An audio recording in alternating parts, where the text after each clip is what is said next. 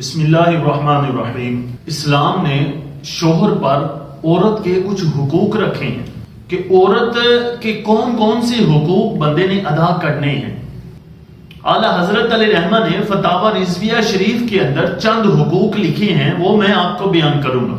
کہ سب سے پہلے شوہر پر لازم ہے کہ اپنی بیوی کو نفقہ دے، یعنی اس کے کھانے پینے کا انتظام کرے، اس کو دوسروں کے سپرد نہ چھوڑے بلکہ خود اس کو کما کر کھلائے۔ اور اس میں یہ بھی بات یاد رکھیں کہ جب اس کو کھلائے گا تو بندے کو ثواب ملے گا۔ اور دوسرا اعلیٰ حضرت علیہ رحمہ نے لکھا کہ سکنا یعنی رہنے کی جگہ، رہائش۔ اور فقہائے کرام یہ بھی لکھتے ہیں کہ عورت کو الگ مکان دینا ضروری ہے اگر عورت چاہے مطالبہ کرے، اور یہ عورت پہ لازم نہیں ہے کہ عورت شوہر کے رشتہ داروں کے ساتھ رہے۔ ہاں، اگر وہ اپنی مرضی کے ساتھ، اپنے اختیار کے ساتھ رہنا چاہتی ہے تو رہے، لیکن ہمارے معاشرے میں ایسی زوجہ کو، ایسی عورت کو برا سمجھا جاتا ہے کہ جو اپنے گھر کا الگ مطالبہ کرے۔ یہ شریعت کا حق ہے کہ شوہر اس کو الگ مکان دے، اور وہ عورت اختیار والی ہے، اس کو تانے دینا ہمارا حق نہیں ہے کہ یہ کیسی عورت آ گئی ہمارے گھر کے اندر یہ دیواریں پر ڈالنے کے لیے، اور پتہ نہیں کیسی کیسی باتیں کر دیتے ہیں۔ ایسی بات نہیں ہے، بلکہ جب عورت الگ رہے گی، اپنے بچوں کی اچھی تربیت کرے گی، اپنا خیال رکھے گی، شوہر کا خیال رکھے گی، جب تمام ساتھ ہوں گے تو پھر کیا کر سکے گی وہ؟ عورت پہ اس کے شوہر کے حقوق ہیں، شوہر کے پورے خاندان کے حقوق نہیں ہے کہ وہ پورے خاندان کے حقوق ادا کرتی رہے، پورے خاندان کو کھانا دیتی رہے، پورے خاندان کے کپڑے دھوتی رہے۔ اسلام نے جس چیز کو لازم کیا ہے ہمیں اسی کو لازم سمجھنا چاہیے، نہ کہ اپنے ذہن سے بنائے ہوئے اصولوں کے ساتھ عورت پہ ظلم کرنا چاہیے۔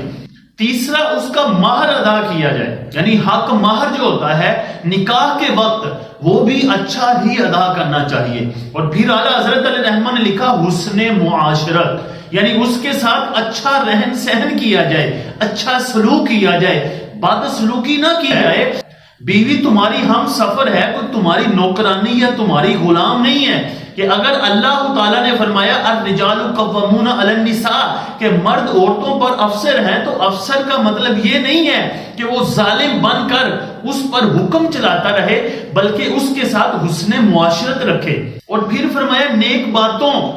اور حیا و حجاب کی تعلیم و تاکید، اور اس کے خلاف سے منع و تحدید، یعنی شوہر عورت کو شرم و حیا کی تعلیم و تاکید کرتا رہے اور بری باتوں سے روکتا رہے، ہر جو شرعی چیز ہے اسے ڈراتا رہے، اس سے بتاتا رہے کہ یہ چیز بری ہے۔ یہ نہ ہو کہ اس کے ساتھ مل کر بلکہ اس کو کہے کہ تو فلاں کے سامنے بے پردہ ہو، فلاں جگہ جا، تجھے پردے کی ضرورت نہیں، برقعے کی ضرورت نہیں، شادی ہے، ایسے ہے، ایسی الٹی سیدھی حرکتیں کرنے والا شوہر بغیرت ہونے کے زمرے میں آئے گا، وہ اچھا شوہر نہیں ہے۔ پھر اعلیٰ حضرت علیہ رحمہ نے لکھا ہر جائز بات میں اس کی دل جوئی، یعنی عورت جائز بات کہے، صحیح کام کرے، اس کی دل جوئی کرے، اس کے ساتھ اچھے طریقے سے رہے۔ یہ نہ ہو کہ وہ کام صحیح کرے، بات صحیح کرے، اس کو داد دینے کی بجائے اس کی بے عزتی کرتا رہے، یہ بھی ایک اچھی بات نہیں ہے۔ یہ عورت کے حقوق ادا نہیں بلکہ اس کی حق تلفی ہوگی۔ مردان خدا کی سنت پر عمل کی توفیق ہو تو ماورائے شرعیہ میں اس کا ایذا کا تحمل